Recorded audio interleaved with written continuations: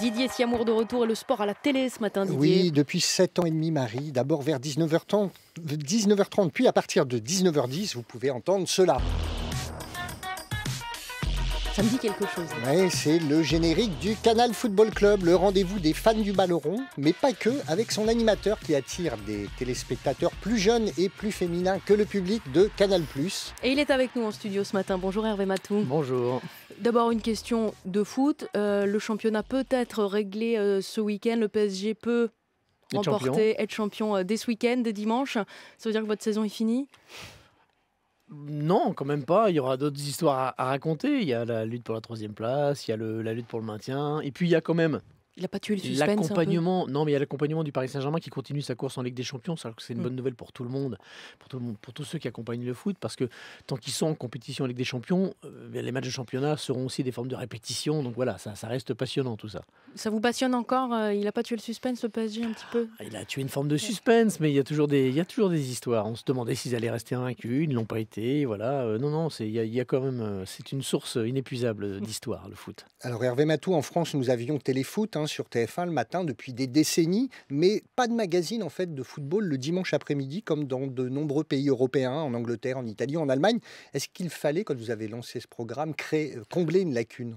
Alors, Téléfoot, historiquement, a été de temps en temps l'après-midi. Moi, j'ai débuté à Téléfoot, on était à 18h, donc ça a déjà existé dans le paysage français, on va dire.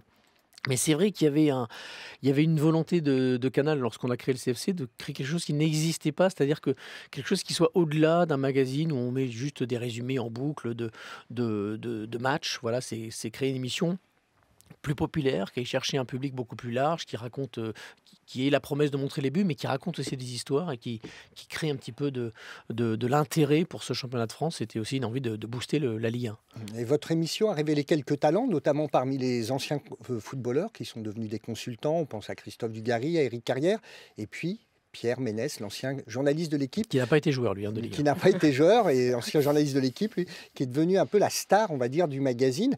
Un Pierre Ménès qui ne s'est pas fait que des amis, d'ailleurs. On écoute un extrait. Vos jugements sont systématiquement pour tourner en ridicule le football français. Il ne faut pas avoir été dirigeant pendant quelques temps avec les résultats que vous avez eus et qu'on connaît tous. Merci. Il va falloir changer de disque, Jean-Michel. Si c'est un disque qu'il faut pouvoir vous remettre sur le plan de la discussion, on prendra des arguments qui sont pas comme les vôtres, des arguments superficielles, mais des choses qui sont concrètes et qui, à la longue, gênent tout le football français, M. Ménès. C'est pas grave, je suis pas payé par le football français, je suis payé par Canal. Grosse ambiance. Ça date un peu, ça. Ça date un peu, c'était il y a 3 ans. Jean-Michel Aulas et Pierre Ménès, et ils sont revenus d'ailleurs. Souvent, ils se sont agrippés un peu sur le. Ils se sont à la fois agrippés, caressés, retrouvés. Je pense qu'il y a du respect mutuel malgré tout. Il y a de la friture sur la ligne de temps en temps, mais voilà, ça fait partie du jeu. Je dirais que Pierre, c'est notre fournisseur d'excès. Il est arrivé au bout d'un an parce qu'on trouvait que ça ronronnait un petit peu. Et donc, il est là pour apporter une pensée différente, une vision différente dans un monde qui était quand même assez consensuel.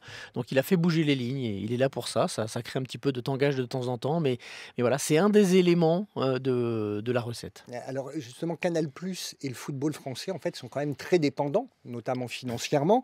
Est-ce que ça rend pas le traitement un peu compliqué par moment ? Non, ça, c'est un débat qui est pour moi dépassé. C'est-à-dire que, effectivement, Canal+, comme d'autres partenaires, mais on est le fournisseur aujourd'hui, le premier fournisseur financier du foot, mais comme le disait Pierre finalement dans l'extrait que vous avez emmené, on n'est pas payé, nous, par le football français, on est payé par nos abonnés. Et donc voilà, ce qu'il faut, c'est donner des programmes qui intéressent les gens. Et ce qu'on essaye de convaincre les dirigeants du foot et les entraîneurs, etc., qui sont parfois un peu parano, c'est que même quand on parle de choses négatives, quelque part, ça fait partie du foot et ça fait partie de l'intérêt que les gens ont pour le foot. S'il n'y avait pas de polémique, personne ne s'intéresserait à cette Ligue 1. Alors l'émission a la forme quand même d'un programme de divertissement. C'est en public, on entend beaucoup les applaudissements, il y a de la musique, des couleurs très fortes. Est-ce que s'il y avait une volonté d'aller un peu sur ce terrain de l'infotainment, comme on dit, mélange de divertissement et d'information ? Oui, c'est une question d'équilibre. C'est une émission qui est à la croisée de plein de choses, de l'information, effectivement, et on revendique ce pédigré information, du divertissement un petit peu. On a envie, non pas d'être d'une émission de divertissement, mais d'être divertissant, en tout cas.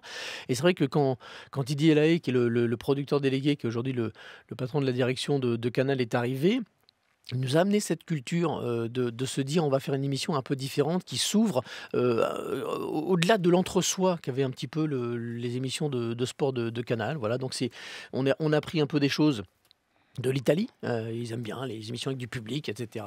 Un petit peu ça peut aller beaucoup plus loin en Italie. Voilà, mais nous avec moins d'accès, de l'Espagne avec la manière d'aller chercher un petit peu les documents. Voilà, on a agrégé tout ça pour faire une émission qui aujourd'hui, à notre avis, est la nôtre, quoi, vraiment. Hervé Matou, vous parliez d'histoire tout à l'heure, il y en a une qui court quand même depuis des mois, c'est la fameuse sextape. On apprend à l'instant que le contrôle judiciaire de Karim Benzema est levé.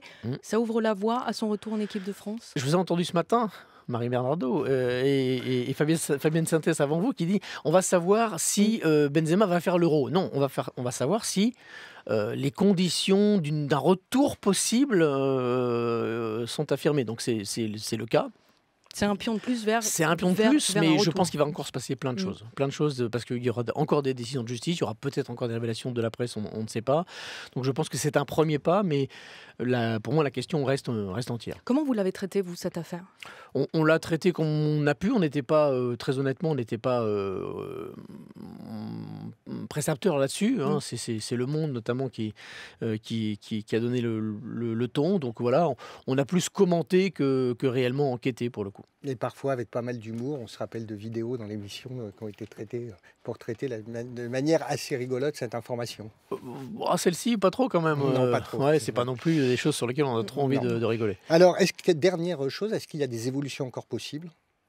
Il y a toujours des évolutions possibles, oui.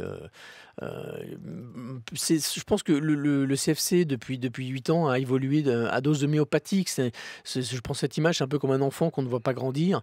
On a le sentiment qu'il n'a pas changé. Puis quand on regarde des photos d'il y a 3-4 ans, on se dit « Ah oui, quand même, il a pas mal changé ». Donc, on n'a pas fait de changements radicaux, mais on a apporté toujours des petites touches qui fait que l'émission reste vivante. Il faut qu'une émission soit vivante, qu'elle bouge pour qu'elle continue à séduire. On en parlera dans 3-4 ans. Et à dimanche soir, alors. À dimanche soir, 19h10. Merci beaucoup d'être venu sur France Info ce matin. À demain, Didier Siamois.